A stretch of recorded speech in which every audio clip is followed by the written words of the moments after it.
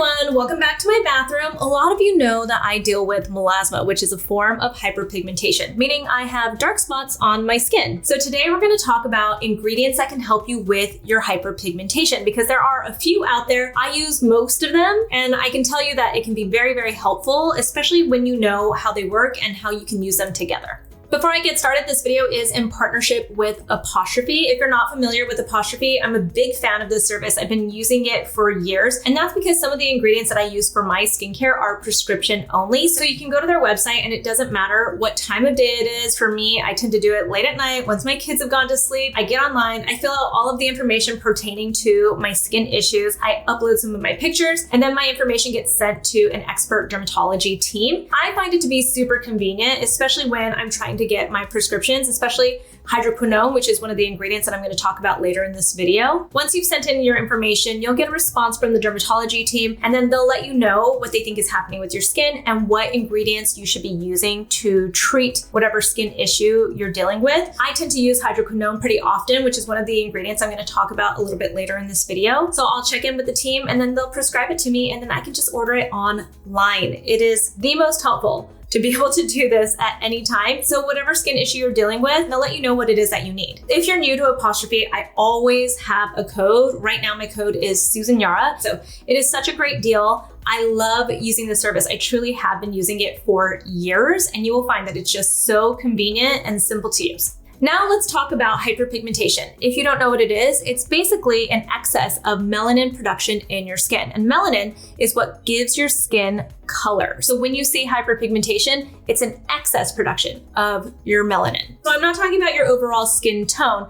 I'm talking about when you have those different patches, that is excess melanin production. Every skin tone can deal with hyperpigmentation, but a lot of the time you'll see that hyperpigmentation is more common in people that have melanin-rich skin tones. Some of the more common types of hyperpigmentation are one, melasma, which is the one that I tend to deal with the most, and that can be caused by hormones. So you'll see a lot of pregnant women or women who are a little bit after their pregnancy, post-pregnancy, maybe even when they're breastfeeding, you'll see that they're dealing with melasma, which is hyperpigmentation that presents itself more patchy than anything. So you can see mine is more like a big patch right here. It's not just little tiny spots or dots. It's really more of a patch that's been sort of broken up because of the treatments and the ingredients I've been using over the years. There are also sunspots, which people tend to think are freckles, but you will see those as sometimes little dots and sometimes bigger dots. So sunspots are also a form of hyperpigmentation, and those obviously tend to occur in very sun-exposed areas of your skin. And then third is post-inflammatory hyperpigmentation, PIH, which you'll tend to see after you get something like a pimple. When it's super red and inflamed and then it goes away, you're still left with a dark spot. This can also happen if you get like a cut on your face or you scratch your face or get some kind of an irritation. It might start off red and then it'll eventually turn into PIH, where it is more hyperpigmentation. It's a darker tone. You heard me say that hormones are a big factor when it comes to melasma, but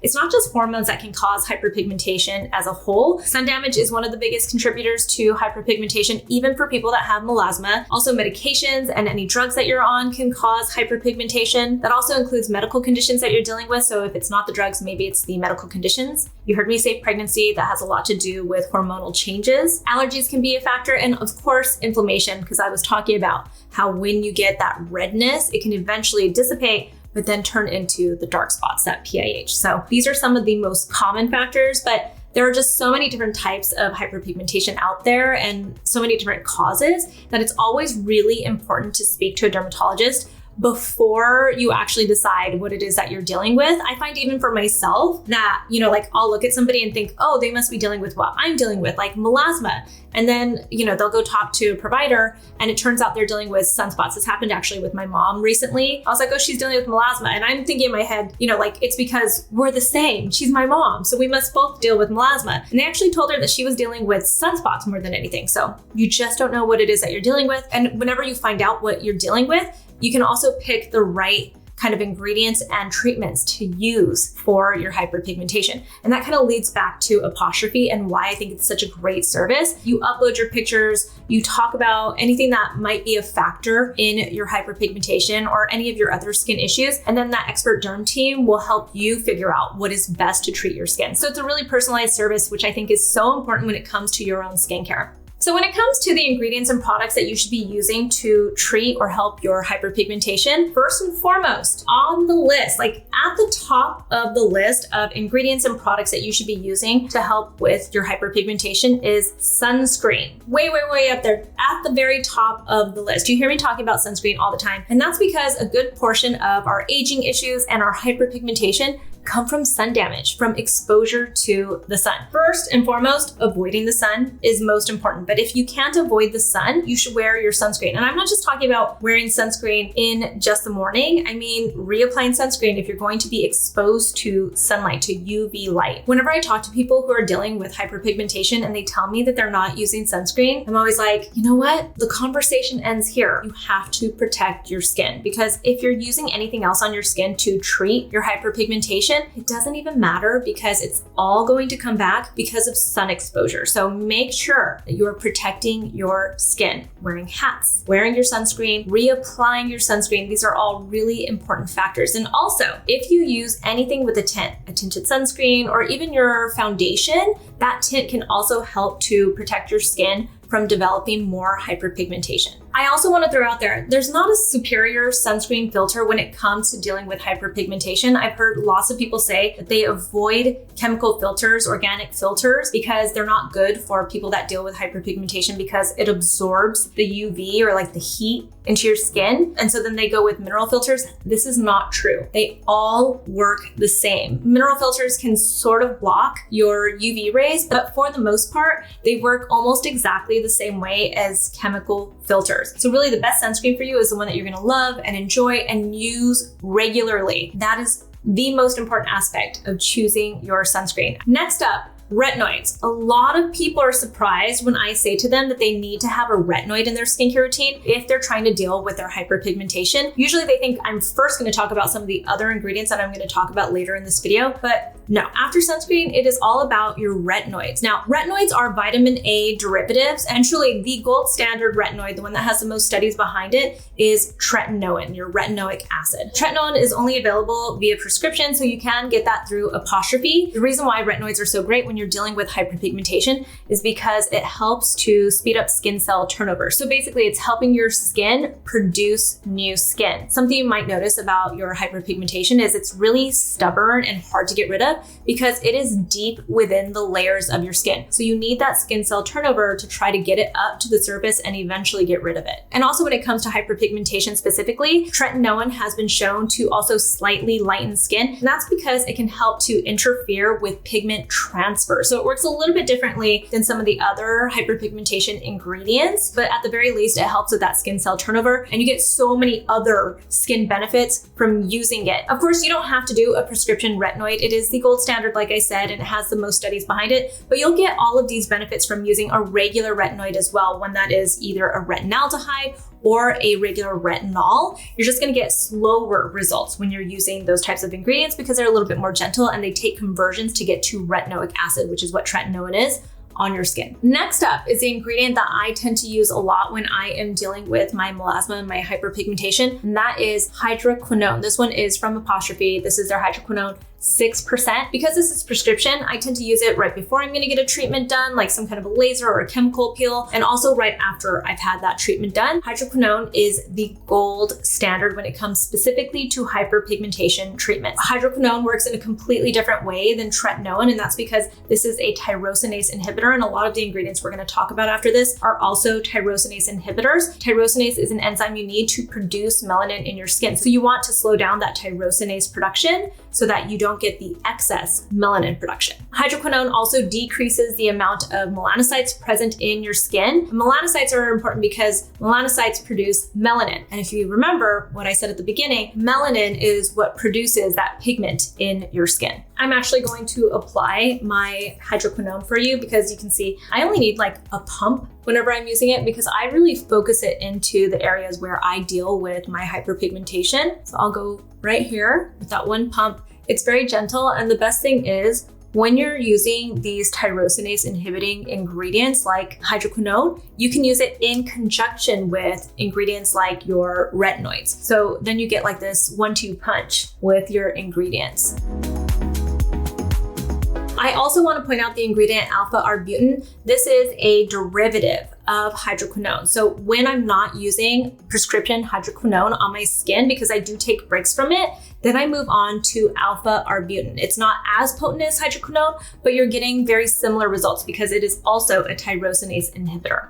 Another ingredient that I love in my skincare routine, especially when I'm dealing with hyperpigmentation or dark spots, is azelaic acid. Azelaic acid is another tyrosinase inhibitor, but it also works in different ways. Azelaic acid can be used in conjunction with any of the ingredients I've talked about so far. It can also be used alone, so it's great for people who can't use hydroquinone. For instance, pregnant women, they can't use hydroquinone, so azelaic acid is a really great alternative. It's not going to be as potent as hydroquinone, but it does have its benefits because it is a tyrosinase inhibitor, but also it can help with that inflammation that will eventually turn into the dark spots, into that hyperpigmentation. So it is a great ingredient to have in your skincare routine. It can also have some slight, very, very slight exfoliation benefits, which we'll talk about in just a bit as well when it comes to dealing with hyperpigmentation. Obviously, one of my all-time favorite azelaic acid products is from my own brand. This is the Azelaic Acid Emulsion 10%. I love this product. This was made basically for me, but for all the ladies that I was thinking about that, could not use hydroquinone, this is what we created. And I love this product to this day.